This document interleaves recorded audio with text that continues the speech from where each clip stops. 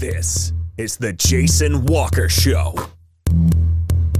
Two-time National Sports Media Association Montana Sportscaster of the Year and three-time loser, the Jason Walker Show. The best local and statewide sports coverage, featuring the biggest guests from Montana. Flint Rasmussen joining us here on the Jason Walker Show. He's freaking exhausting, too. You used to dance a lot more. Yeah, I know, lady. I'm 51 years old now. The NAI Hall of Famers, Mike Van Diest, joining us here, Jason Walker Show. And is it just a deal where quarterbacks have to be good golfers? Well, that's all they have time for. They don't work out. They don't lift weights. They don't do anything else. They might as well go get on the golf course and at least have some fun. And from across the country, Doug Gottlieb, our guest here on the Jason Walker Show. End of the day, remember, it's your show. It's got your name on it. Howie Mandel, our guest here. Jason Walker, deal or no deal? The Jason Walker Show, broadcasting from the Major Mortgage Man Cave. Here's Jason Walker. Hey, happy Friday. The Jason Walker Show, presented by Capital Collision Center. Montana state law says it is your vehicle, it is your choice where you have it repaired. Choose Capital Collision Center. It's inside the Major Mortgage Man Cave on a Friday, and we made it. It is National Hat Day today, so I don't normally wear a hat, but I am wearing one today. And it is my new Colorado Mesa State Rodeo team hat that I got from Coach Brandon Edwards last week. We announced the ski joring down in Colorado together. So this is my Mesa State. It's Colorado Mesa, but it's always going to be Mesa State. But my new rodeo hat. So appreciate that from Brandon. So there you go. Big show today. We're going to talk to Governor Greg Gianforte's budget director, Kurt Alme, coming up in about 40 minutes or so, 45 minutes. Also going to join us in about 15 minutes is Sam Herder from Hero Sports, FCS. That is because we have some pretty big news come out this morning. I believe yours truly actually broke it first. But we'll just go ahead and give credit to everybody. But the Big Sky Conference announcing with Montana and Montana State in a joint statement today that, well, there will be no Bobcat or Grizzly football this spring. And look, we knew this was coming. We did, and we'll talk more about that here in a second, but don't forget the Jason Walker Show is brought to you in part by Auto Concepts, and Auto Concepts has remote starters. It is going to get cold. It is, I promise. It is going to get cold at some point, but remote starters are definitely a way to go. Get into Auto Concepts today. So, there you go. Don't forget you can watch live on Facebook, Twitter, YouTube. Listen live, Podbean, Network One Sports, Treasure State Radio, and much, much more. Go to jasonwalkershow.com. So, the Cats and the Grizz not going to play football for the spring. Portland State also opting out, and it's 3 months to the day that Sac State opted out back in October, on October 15th. So, 4 of the Big Sky teams not going to play. Now, the Big Sky Conference says that the other 9 are committed to playing a 6-game conference schedule. I don't know, though, because Northern Arizona, with the Cats, the Grizz, and Portland State, and I don't have the schedule in front of me, but they were scheduled to play 2 of those 3 in the first 2 weeks. So I don't know where NAU is going to make up its games. Well, it's just interesting that the Big Sky is going through this. Now, look, everybody, is giving a hard time to a lot of the coaches and players saying, oh, you just didn't want to practice in the cold. Well, have you been to Montana in February? A lot of people don't want to be outside in the cold, especially football players. Now, look, it's different when you start in August and it's, 100 degrees and you end in December when it's below 0. You've prepped for it. It gets cold. Okay, gradually. It doesn't just, hey, here it is in February, let's start practice, and it's 10 below. And then it warms up. That's nice that it warms up. But that's not where it is. So, yeah, that's a big deal. And then you mention, the health and safety of players. Okay. Makes all the sense in the world. Jeff Choate, the head coach of Montana State, talked about it on this very show last fall, that he wasn't planning on a spring season. Because you cannot sacrifice fall of 2021, to quote or paraphrase Coach Choate, you can't sacrifice fall of 21 to have a spring in 2021. And that's what Montana State wisely decided not to do. They pulled out. And they're going to still try to schedule some, a couple of non-conference games. Not sure if they can play other Big Sky teams. I don't believe they can. I did hear that from a source that Montana State and Coach Choate are looking at maybe getting a couple of Frontier teams to play. Like a type of like scrimmage, spring ball type stuff for a couple of games. But is that feasible? I know that there's a couple of coaches that wouldn't want that because, if you risk getting beat up.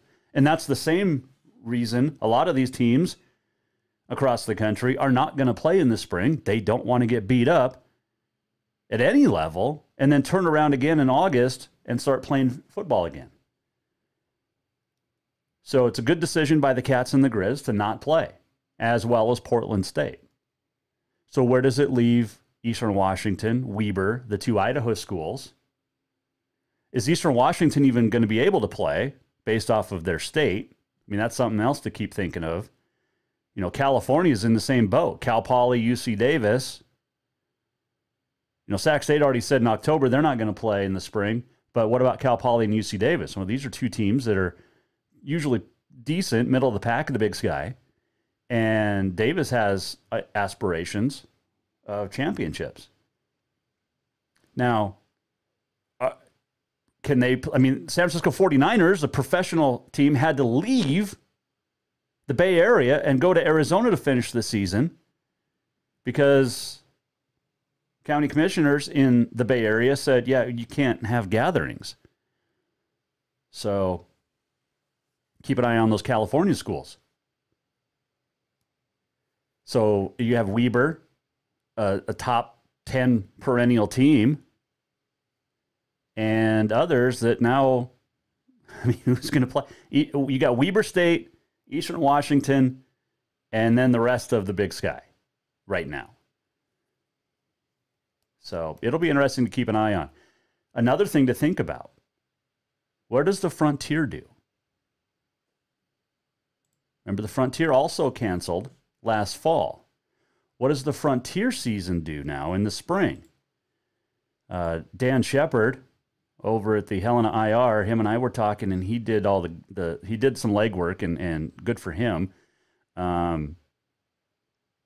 Montana State University spokesperson confirmed to Daniel Shepard from the IR today, NAI schools that are part of the MSU university system, so the Montana University system, like Montana Tech, UM Western, MSU Northern, can still play football this spring, despite what the Cats and the Grizz decided not to do.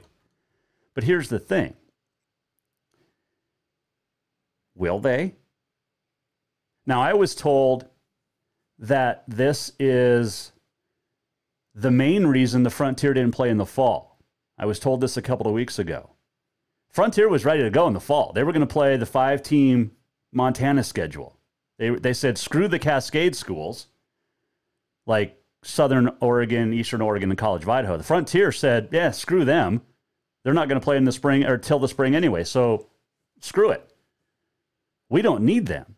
Well, Northern, Western, Tech, that's all bad optics. If you're going to play football when your bigger schools in your school system are not, i.e. the Cats and the Grizz. That was in the fall. Well, guess what just happened now? The Cats and the Grizz pulled out of the spring season.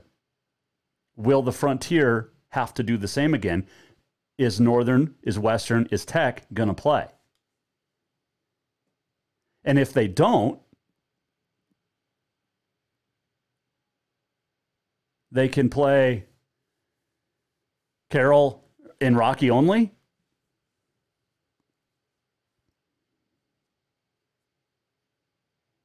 It's bad optics. That's the reason. It'll be interesting to see if Seth Bodner, UM president in Missoula, and Waded Cruzado, the president of Montana State, will maybe have something to say about those teams playing. And then you don't know, because right now you still can't play Cascade basketball, right? In Oregon. So how the heck are you going to play football? But football's a different thing. It's a different animal, remember? Football's always a different beast. But keep an eye out. But no Cats and no Grizz this spring. And honestly, it makes sense. The coaches didn't want it. I mean, even Bobby Houck said it today. You know, they think they're a championship team. They don't want to risk anything in the spring for really a Bush League spring season, and then turn around and play in the fall if something bad happens in the spring. They want to be full ready to go in the fall, which is what Montana State and Coach Jeff Choate do as well. So it'll be interesting to keep an eye on, like I said. But no Cats, no Grizz. What happens with the Frontier? We are worried about the Cats and the Grizz, and we'll talk about it when we come back. Sam Herder will join us from Hero Sports FCS, as we'll get his thoughts on the Cats and the Grizz, and also what does the rest of the FCS look like for the spring? Will there be a playoff system? We'll find out. Sam joins us next here on the Jason Walker Show. We're presented by Capital Collision Center, and we say it all the time. Montana state law says it is your vehicle, it is your choice where you have it repaired. Choose Capital Collision Center. Now, if you take your vehicle there, the customer service is unbelievable. And we've talked about that a lot this week. But one other thing we should talk about too is, now manufacturers have a repair manual for repairing their vehicles. They spend millions of dollars to achieve safety ratings. They want their vehicles properly repaired to manufacturer specification. Capital Collision was one of the first shops in the country to become manufacturer certified. That requires special training and equipment to be on the programs. It's very important to Capital Collision that your vehicle is properly repaired to manufacturer repair requirements to maintain the safety and value of your vehicle. That's a couple of things that really set Capital Collision Center apart. Check them out on Euclid in Helena. Coming right back, Sam Herder, Hero Sports, next. New vehicles keep coming, and Capital Collision Center keeps earning certifications to repair them. They're Helena's newest GM-certified facility. No matter the make or year, they repair your car to manufacturer's standards and requirements, maintaining its safety and value. Montana state law says it's your vehicle and it's your choice where you have it repaired. Choose Capital Collision Center, certified in GM, Subaru, and Nissan, and Helena's only shop certified in Honda, Acura, and Ford. When you value safety, go to Capital Collision Center on Euclid. Have you thought about buying a home and just don't know where to begin? Well, when it comes to one of the most important purchases one can make, we understand it can be frustrating and confusing, but it doesn't have to be. Let the Major Mortgage team help you with all your mortgage needs. Major Mortgage means major service, and we would love the opportunity to help you today. Give J.R. McFadden, NMLS number 1246357, a call today at 406-465-1918, or you can visit him at 2001 11th Avenue, Building A, Suite 3 in Helena. Major Mortgage is a division of AMCAP Mortgage, NMLS number 129122, equal housing lender. Who doesn't love being number one? When your team's dominating the standings, or your favorite band rocks the charts at number one, it feels good, right? Kind of like how it feels when you have auto insurance with State Farm. Because making you feel like number one is an honor your local State Farm agent takes seriously. Through the good times and not so good, your State Farm agent's proud to be here to help life go right. Call State Farm agent Mike Miller in Helena today. Store-wide savings are what you'll find when you shop for new home furnishings at Rucker's Furniture. This means tremendous values on Helena's largest in-stock selection of home furnishings. When you shop Rucker's, you'll find store-wide savings on the furniture you want for every room in your home. And you'll also find our selection of Serta iComfort, the most comfortable beds in Helena. 12-month financing is available with approved credit on most purchases over $299. Ask for details. You'll find store-wide savings at Rucker's Furniture, 1010 Dearborn, Helena. Yes, it's true that Montana is a long way from the Gulf Coast, but you can bring that Cajun flavor home with a stop at Cafe Zydeco. From po' boys to classic sandwiches, Cafe Zydeco has all the best Cajun in town. Are you in the mood for seafood gumbo or crawfish etouffee? Maybe you're craving jambalaya with some shrimp and grits. Head in for breakfast, lunch, or dinner, or call ahead for pickup or delivery. Cafe Zydeco will fix all your southern cravings, even on a chilly Montana day. Cafe Zydeco is a proud sponsor of The Jason Walker Show.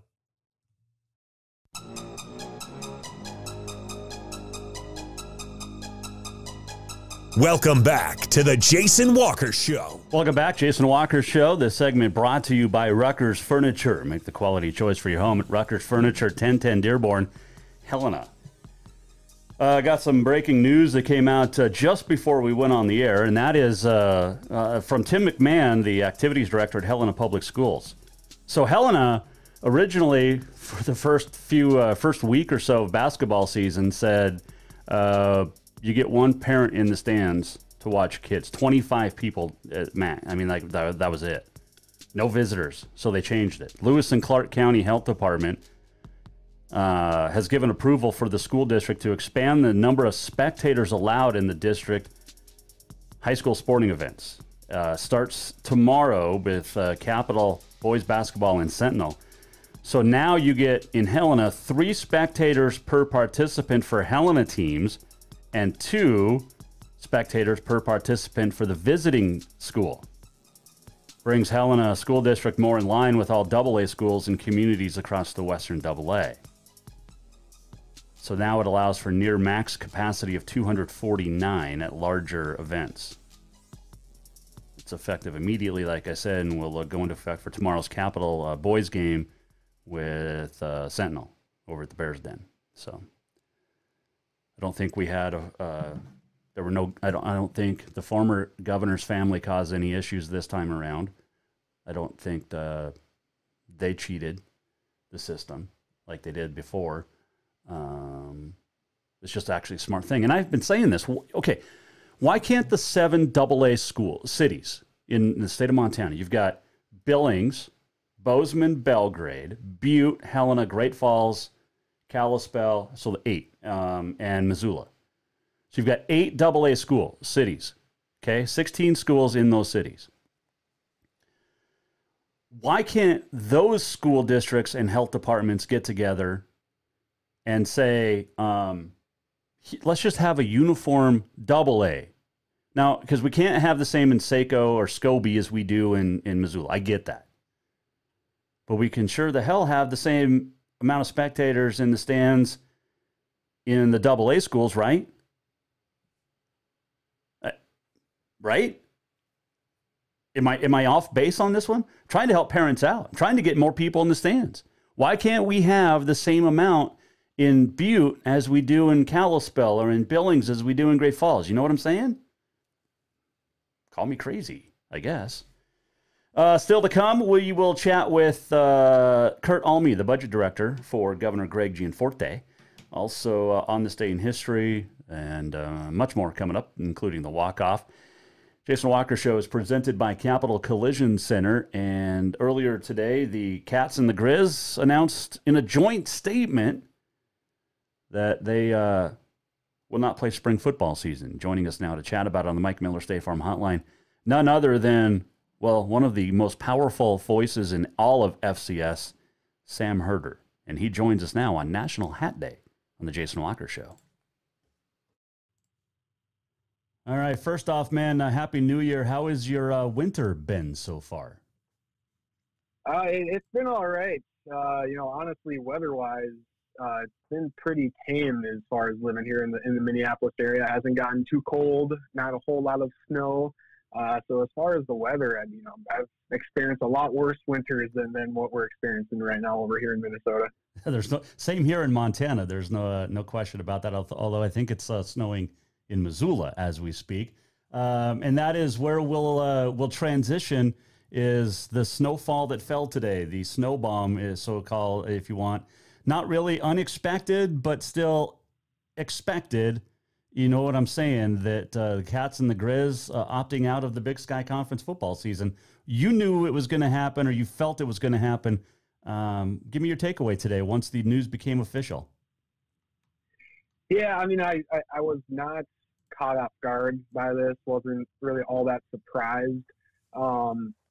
Just going back a month, even 2 months, you always kind of either heard rumblings or just kind of got that vibe that Montana and Montana State were never too enthused about possibly playing in the spring, and more so than anything, practicing outside in February to get those players geared up and ready to go for a season that starts in March. You just always felt like they weren't too enthused about it. And so, this morning heard that some announcements from those two programs were coming. And then, a little bit before the announcement became official, I was sent a screenshot of what the press release was going to say. So then I ran with that. But, it wasn't, I know a lot of FCS fans kind of took that as a huge shock. But for me, it wasn't too much of a surprise, but it still is obviously a big blow to the FCS just because you have, with Portland State as well, that's 3 teams from a power FCS conference. And then with Montana State, 2 top 10 programs, arguably 2 top 5 preseason programs that won't be playing in the spring, or won't be playing a full Big Sky schedule in the spring. Well, and Sac State announced in October 15th that to the day 3 months ago that they weren't going to do it and participate. I anticipate we'll see more based off of if the Cats and Grizz won't do it, there's going to be some other ones that are probably going to say, yeah, you know what, we're going to follow suit as well. And really, Sam, from the financial aspect, I'll just jump right into that. It makes more sense to not play this spring than to actually try to have a season with no fans and travel involved in all that. Yeah, it's the good sign for the FCS is there are a lot more teams that appear committed to play in the spring than not.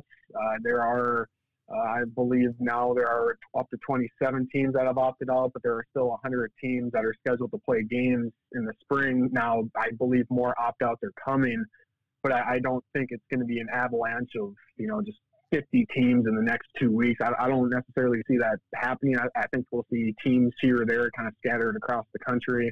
Maybe an entire conference will opt out like the Pioneer Football League, but the good news is it seems there are a lot of teams that are committed to playing in the spring. And, I'm obviously excited about that. It gives me, something to cover. But it is hard to find a lot of arguments as far as the motivation behind playing in the spring. Because in a normal year, in a normal fall, where in a non-COVID world, a lot of FCS schools lose money as it is, as just normal, in a normal fall season, they lose their school money just by operating. And there's not a ton of ticket revenue, and there's no massive TV deals in the FCS. And now in the spring, you have, if you're lucky, maybe 40% capacity. You have the travel costs still. You have all the additional testing costs as well. And so my question is, what exactly is the motivation to play? What is, how can these teams afford to play? But at the same time, I'm not saying these teams shouldn't play in the spring. I think if they are able, if they're confident in playing in the spring and think they can finish the season, then by all means, play in the spring. And I think, for the players' sake, obviously a lot of them aren't, looking forward to having 2 seasons in such a short span. But I do know, just from what I gather, that players do want to play some games in the spring, because if the spring season is canceled, some of these players might go nearly 2 years without playing a game. Right. And that's just not good for a lot of these student athletes. So I guess if there is motivation, it is to, give these players an opportunity to play, and then for some teams, an opportunity to compete for a national championship. That is the motivation, but it's just, does that outweigh just all the other things and all the obstacles that come with playing in the spring? Sam Herder, our guest here, Jason Walker Show. You mentioned that and playing, and that's been the thing since last spring that we've talked about, is playing 2 seasons in the same year in 2021. And I know everybody's gearing up for the fall season, and with the Cats and the Grizz announcing that they're not going to play except for maybe, a 2 or 3 game non-conference type schedule, which is what a lot of teams did, including North Dakota State in the fall. But these are going to be more like scrimmages. And do you think we'll see more something like that, to where it'll be a scrimmage as opposed to a full-on game? Yeah, I think this might be something that's unique as far as only playing 2 non-conference schedules. I don't know I think if teams are going to opt out, they're just going to fully opt out. I don't know if we're going to see a lot more teams that, if they do decide to opt out, they're going to do what Montana State, and Portland State do. I can, see a scenario where maybe the FCS turns into, depending on how many teams opt out, and it doesn't seem like the playoffs are a good idea to happen. I can see a scenario where, maybe conference say they're only going to play 4 or 5 game conference only. Because that one, you're not playing into May for the playoffs. You can end your season in mid-April. Again, it gives your players a chance to get some games in. It allows your program to not take 2 years off, or 20 and 21 months off between games. It also allows potentially some ticket revenue to come in, depending on some teams. I mean, if MSU can get 30% of people in the Fargo Dome, that still is 6,000 people, so that's some ticket revenue. So I can see a scenario where that does happen, where the playoffs don't happen, but there is a spring season. But as we stand right now, it seems like the Valley came out before this Montana news and said, hey, even though Indiana State opted out, the rest of the 10 teams are all in for the spring season. I don't think it was a coincidence they came out with that statement today. I think that was kind of a sign to the other conferences that said, hey, we want to play this spring. We want there to be an FCS playoff, and we want to know that we are fully in, for the spring season. So as we sit right now, a lot of teams are in, and it seems like a lot of teams are motivated to vie for the playoffs.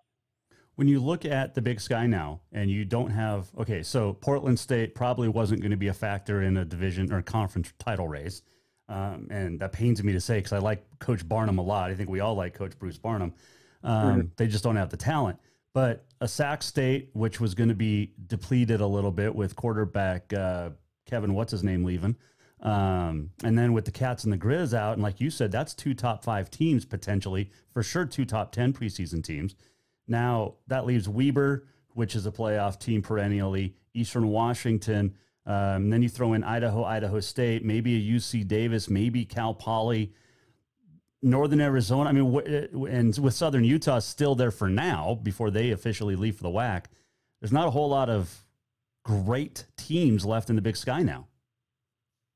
Yeah, and that's going to be the interesting part with the Big Sky, because I know the Big Sky came out with a press release that said there are still 9 teams that are committed to playing a 6-game conference schedule in the spring. But I mean, if you look at my top 5 teams that I would have had for the spring in a normal year, 3 of them are out: Montana State, Sacramento State.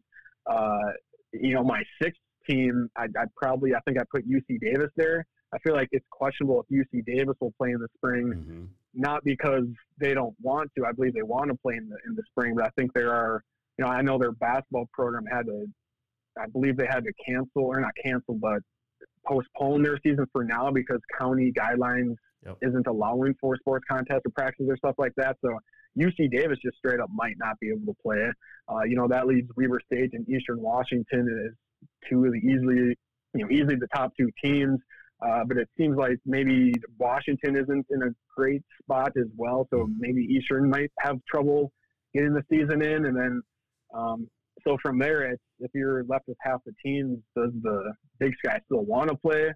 I feel like Weber State really does want to play, because they are a national title contender. So I think Weber State wants to play. But if it's Weber State and then, the 6 bottom teams, what does the Big Sky do? Do they keep on revamping the schedule, or do they just say, hey, if you want to play, then you can play a non-conference schedule, but we're not going to have a Big Sky spring season. I don't know if we'll get to that point, but there could be some more teams in the Big Sky that might not be able to play in the spring. Well, you look at the schedule. Northern Arizona was scheduled to play the Cats and the Grizz the first 2 weeks. Well, those games are gone, or maybe Portland State, one of those. But their first 2 weeks are gone, so they're left with 4 now. And then how do you schedule the other 2? I mean, this is just a cluster. It really is. And what my question is next, Sam, is like the Cats or the Grizz. They said, okay, they're going to play a couple of like spring type games this year, non-conference, obviously, in the spring. Who do you play? They already said they're not going to play each other. So you're not going to travel to Portland to play because you can't really play in the state of Portland because the governor out there has so many rules. And so now who's left? And that's some NAI teams in Montana, but are they going to have a season? That's the question in the Frontier right now too. But who do you play?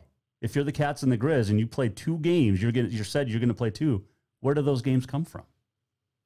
Right. Yeah. And and I'm not sure as far as it sounds like they won't be playing any Big Sky teams, even though, that could possibly help if Eastern Washington and Idaho are set to play a game and all of a sudden Idaho can't play because they have an outbreak. Maybe Montana State could slip in that week and play them as basically a non-conference game, but still give Eastern Washington a game for their playoff resume. And that would make sense, but I don't think I don't know. I guess I don't know if Montana and Montana State are allowed to play Big Sky teams because if you remember back in the fall when the Big Sky decided to postpone the fall season, the Big Sky said their teams can't play non-conference. Like the Valley, when they canceled, they said, hey, if you want to play some non-conference games, you can play up to 4. The Big Sky said, nope, no one can play any non-conference games. And so I haven't heard this. This is me just speculating, but I'm guessing the Big Sky said, all right, Montana State, Portland State, we understand why you're opting out. You guys can play games in the spring if you want to, but it has to be non-conference and you can't play Big Sky opponents. I can see a scenario like that. So, I mean, like you said, Montana State, who do they play? Is it some of those lower level teams in Montana? Is it a team like Central Washington? I guess I don't even know if Central Washington is playing in the spring or what other divisions are doing in the spring. There's always with Indiana State opting out of the Valley, it sounds like the Valley is going to go and revamp their schedule a little bit. So it is 8-game conference.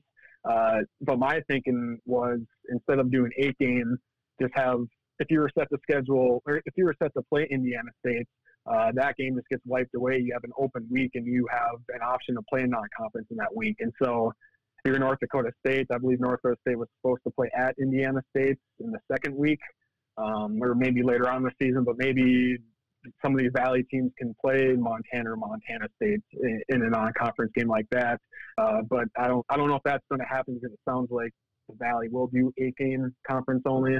But they do have that option of only doing 7 games with an open week, and maybe Montana State can grab a game or 2 from there. So I don't know exactly what Montana State will do, but I do think it is smart for them to try and play 2 games just because, like I said, if you don't, then you're going nearly 2 years without playing any games at all, and that could be tough for the start of the 2021 fall season just because you've gone so long without game action. So of the 100 teams, Sam, left in the FCS that said they're going to plan on playing in the spring, how many of them are good? It depends what you mean by good. How many top 25 teams are left? Preseason, where you would have had these teams ranked, how many of the top 25 are still planning on playing?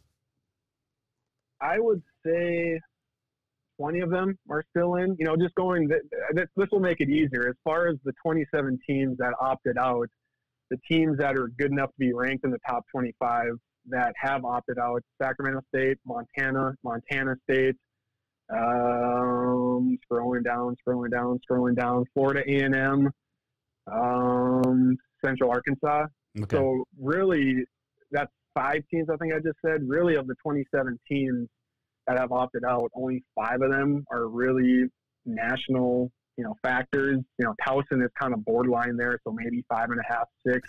And so for the most part, the top 40 teams in the FCS, really just the top 25 teams are still there playing. So to me, it's just a matter of who opts out. If the number 70 team and the number 80, 82, 90, 95 teams opt out, let's not panic. But if Weaver State, James Madison, and Nichols and Kennesaw State opt out, then that's not good.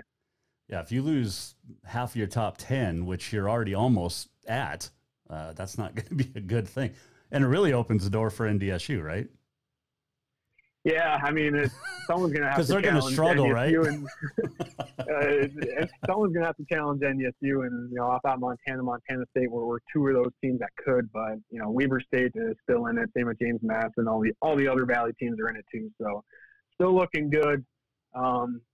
We'll just see what this next week brings, because we're going to have to. I mean, these teams are going to have to decide pretty soon. You can't keep stringing along your players here and giving them hope that they might be able to play some games in the spring. Well, and that was what bothered Montana State coach Jeff Choate so much during the summer, was the up and the down, the roller coaster. You didn't know if you were going to have a season or not, and he finally got to the point where it's just like, look, let's be done with this.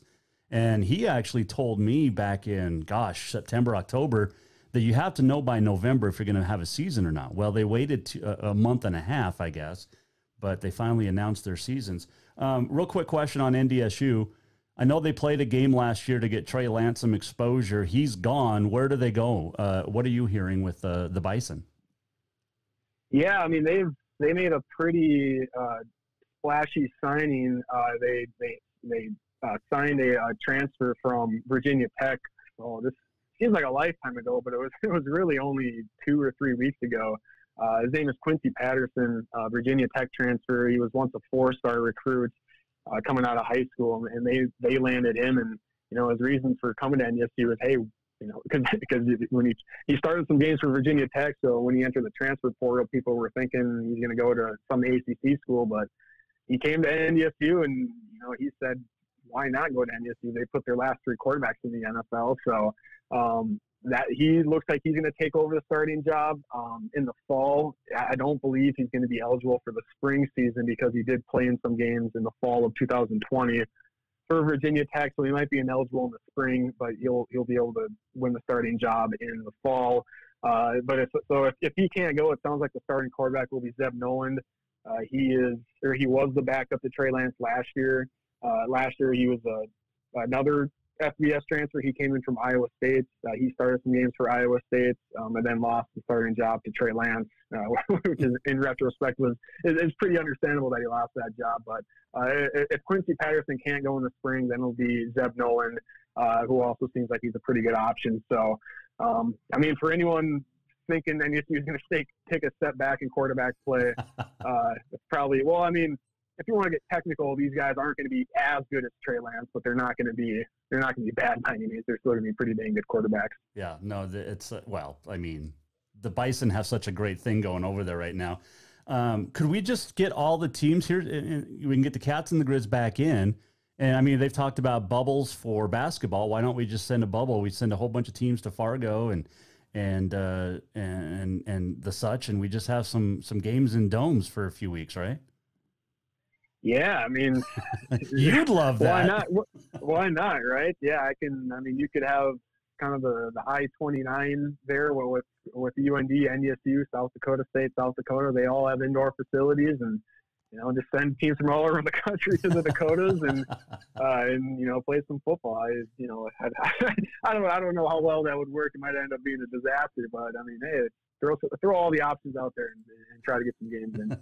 Hero Sports FCS writer Sam Herder. Final question: with those teams that played a full fall schedule, how does that affect them if there is a playoff season coming up in May? Because it's going to be a long time before they've played too. Yeah, so for the teams that it's kind of a mess in a way, but a lot of the teams that played a full non-conference schedule in the fall, they don't have interest in playing in the spring. So while Central Arkansas, possibly could have gotten into the playoffs as an at-large bid, just based off of what they did in the fall. Maybe that could have been possible, but for a lot of these teams that have opted out in the spring that played in the fall, they're just, they're good with what they played in the fall. But there is, interesting, like Jacksonville State, they're set to play in the spring. They played 4 fall games and they went 3-1. One of those wins was against an FBS opponent, and fall games do count toward your playoff resume. So, while a lot of teams start the spring season 0-0, Jacksonville State comes in with a 3-1 record and an FBS win, so they're already kind of ahead of everyone else when it comes to playoff resumes. So, yeah, I'm just excited for when things go back to normal, and hopefully that's the fall of 2021 FBS season, when there's just not so many different things to be tracking and what wins count, what wins don't, who's in, who's out, which All-American quarterback is coming back, who's not. Right. It's just excited to get back to normal, hopefully soon. Well, I appreciate the time as always. And I saw a great tweet today from somebody over in Cheney that said the Grizz are going to keep doing everything they can to not play in Eastern Washington because they were scheduled to play at Eastern this year. So I think it'll be now 6 years since the Grizz have last played in Cheney. I don't remember the last win out there. So that was that was one thing. And also, Cat Grizz fans, we didn't want 2 games in one season. I know everybody thought they do, but they didn't, especially when it's a half a game really this spring. So let's be happy and hope we get just a full fall 2021 season with fans and stands and everything like that. But appreciate the time as always, my man. Oh, it's National Hat Day today. So what is your go-to hat? Yeah, I'm not a huge hat guy, to be honest with you. It's really rare that I wear a hat, but I do have a Smithy-looking Hero Sports hat that I wear every now and then. But other than that, I have gotten some hats from FCS fans. I know I have a Montana State hat. I have an Idaho hat as well. But those are more so for just, display rather than wearing around. Perfect. Hey, appreciate the time. I have to get a Hero Sports FCS hat to display here in the studio. So. Yeah, I wish we could. Those were in hot demand, and we don't have any more to hand out. I'll buy one. You'll be shocked at how many people have said that to us. Oh, I'll just buy one from you guys, and we don't really have that capability of selling those, or I don't even know who made them. So yeah, it's kind of a messy thing there. They're collector's items. Yeah, we have new ownership with Hero Sports, so the former owners that made the hats and handed them out to everyone, they're obviously no longer own us. So yeah, it's just kind of going down a long road there and going down the rabbit hole with that. Sam Herder, Hero Sports FCS, great writer, does great work, and you can follow him on Twitter as well. Appreciate the time, my man, and hopefully we're talking about an actual fall season, but we'll talk soon, my friend. All right, that sounds good. Thanks for having me on. Sam Herder joining us on the Mike Miller State Farm Hotline. So there you go, the Cats, the Grizz, not going to play this spring. It's a modified spring schedule. They're going to play like 2 non-conference games, which it's like having 2 spring scrimmages is basically what it's going to amount to, because they're not going to count it. They're not going to keep wins or losses or any of that. Quick break. When we return, we're gonna switch gears a little bit and talk budgets on a state level. As Greg Gianforte, the governor, his budget director, Kurt Alme, will join us next here on the Jason Walker Show. Store-wide savings are what you'll find when you shop for new home furnishings at Rucker's Furniture. This means tremendous values on Helena's largest in-stock selection of home furnishings. When you shop Rucker's, you'll find store-wide savings on the furniture you want for every room in your home. And you'll also find our selection of Serta iComfort, the most comfortable beds in Helena. 12-month financing is available with approved credit on most purchases over $289. Ask for details. You'll find store-wide savings at Rucker's Furniture, 1010 Dearborn, Helena. New vehicles keep coming, and Capital Collision Center keeps earning certifications to repair them. They're Helena's newest GM-certified facility. No matter the make or year, they repair your car to manufacturer's standards and requirements, maintaining its safety and value. Montana state law says it's your vehicle and it's your choice where you have it repaired. Choose Capital Collision Center, certified in GM, Subaru, and Nissan, and Helena's only shop certified in Honda, Acura, and Ford.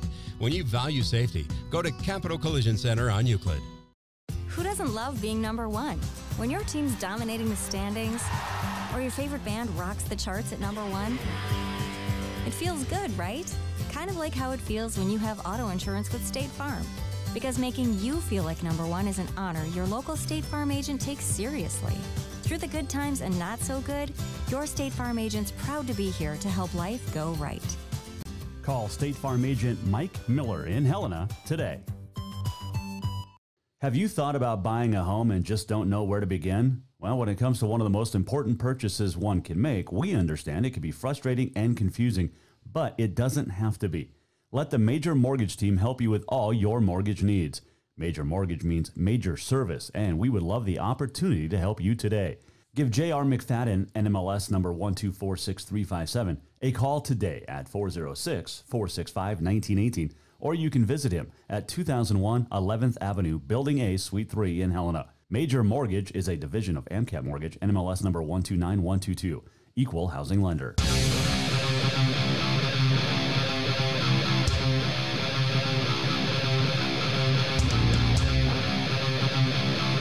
Welcome back, Jason Walker Show. A finally Friday. Of course, I mean, we kind of missed a couple of weeks, holidays and stuff. But back full next week. We will talk Capital coach Guy Almquist. He'll start joining us every week. Marlon Hargis from Exile will be a part of the show on Tuesday. The group Exile, yeah, that's right. Kiss You All Over. He'll join us. That'll be fun. And much, much more. So, real quick, though, before we get on this day in history, had a chance to catch up and talk budgets with Budget Director Kurt Alme from Governor Greg Gianforte's office, and he joins us now here on the Jason Walker Show on the Mike Miller State Farm Hotline.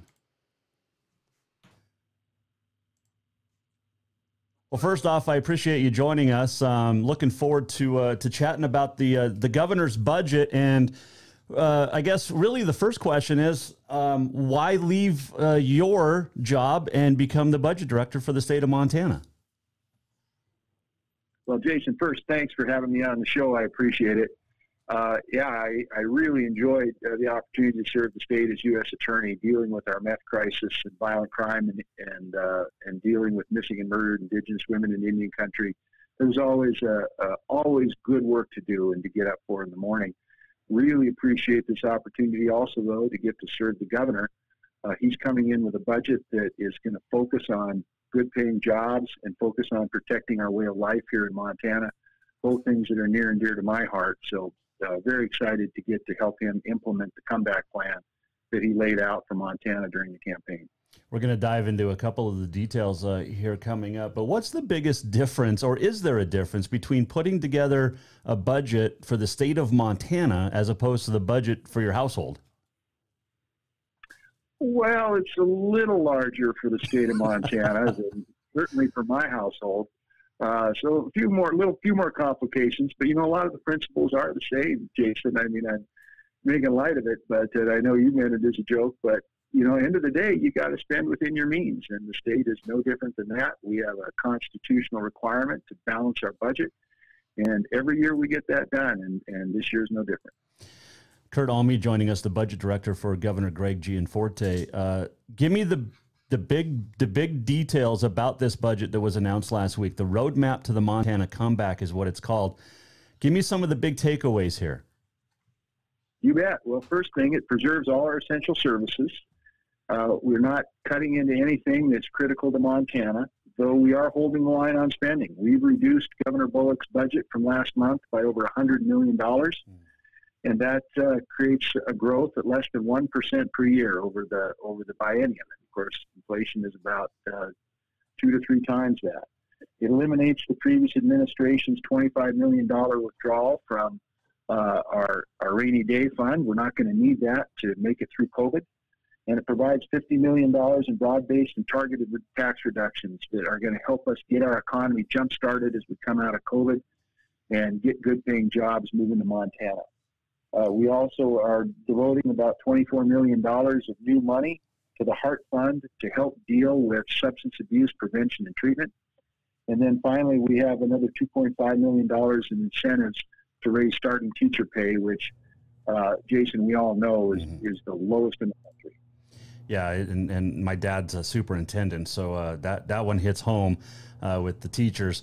Diving into a couple of these a little bit closer, Mr. Alme, one thing, too, I look at is the $1 million investment in trades education. And I think that is becoming a way to go. I mean, you look at what I do, you look at welders or diesel mechanics or the such. Trade schools are really turning into the big way to invest in your own future. And I like this $1 million investment that the governor's office is doing.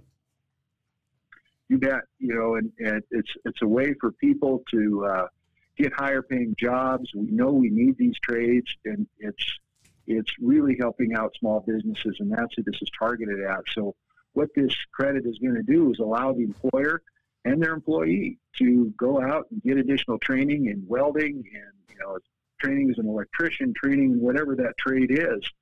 And the employer will get a 50% tax credit. So the employer's got some skin in the game, and they and the employee can decide directly, hey, what kind of training does the employee need to make the employee more productive and to help the business succeed. So there's no middleman. They don't have to fit inside some type of scholarship program. The employer and the employee can decide directly, hey, what kind of training do we need? What can best help our business? What will make me more marketable? And they'll get a 50% credit to help them get that done. Oh, that is fantastic. Kurt Alme joining us, the budget director for the state of Montana. When you talk about this $50 million in broad-based and targeted tax relief, I'm not the money guy in my family. It's my wife. Take me through this and how it works, because there's all sorts of numbers. And for those of us like me that don't understand it, how does it work? Sure. So the most important piece of this is our income tax. When businesses are looking to relocate, businesses, of course, most of them pay the income tax. Most of them aren't corporations. And so they look to see where they have to pay the highest taxes. And back in 2003, we had the highest tax rate in the country, and we brought it down to where it is now, which is just shy of 7%. And that made us competitive in the Rocky Mountain West with our other states. Well, since then, our competing states have cut their rates. So we've got Utah, we've got Colorado, we've got Arizona, we've got New Mexico, who've all brought their rates down below 5%. And that makes it hard for us to compete, because a new business coming to Montana has to hit their margins by more than 2% every year just to keep up with our higher taxes. So trying to get our top income tax rate more competitive is critical. The second thing is our capital gains rate. And that comes into play is if you're a new business owner, an entrepreneur, and you bring your business to Montana, someday when you sell your stock, you have to pay our capital gains tax on the sale of that stock. So if your business you've built it up and it's worth $1 million or $10 million or $50 million, you have to pay a 5% capital gains tax on that. That's a lot of money if you do the math.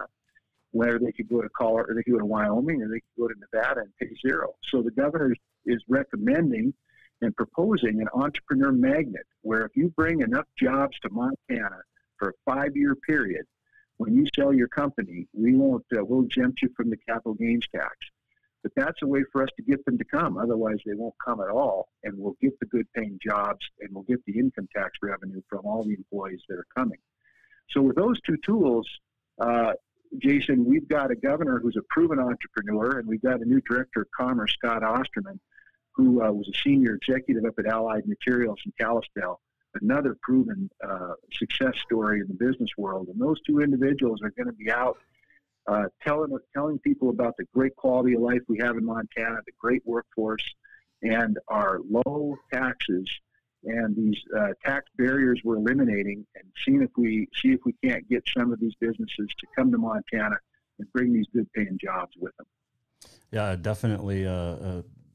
Better paying jobs is always a good thing. And I guess when you have a governor, it's almost like the president, President Trump, when you have a businessman in charge of certain things, a lot of things are going to get done the right way, and better jobs are going to come in. And I like that. Kurt Alme joining us. You also mentioned the 25% for property tax relief to low-income homeowners. That includes disabled vets and seniors, and I think that's a critical part, especially in Montana, where we do have a lot of seniors, and we do have a lot of not only veterans, but disabled veterans, and this is going to help them out too. Sure does. You know, we reappraise property in Montana every 2 years, and of course, we're as property taxes or property values increase, which we want them to, because when you sell your home, you sure want to get a better price for it.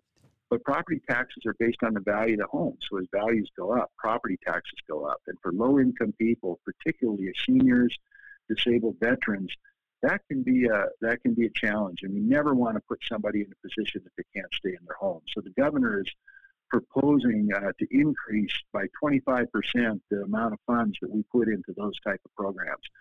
So as we see what the appraisal is going to look like, and the legislative tax committee start digging into it this session, the governor has slotted another $3 million a year in the budget to help be sure that no one gets put in a position where they can't afford to stay in their home.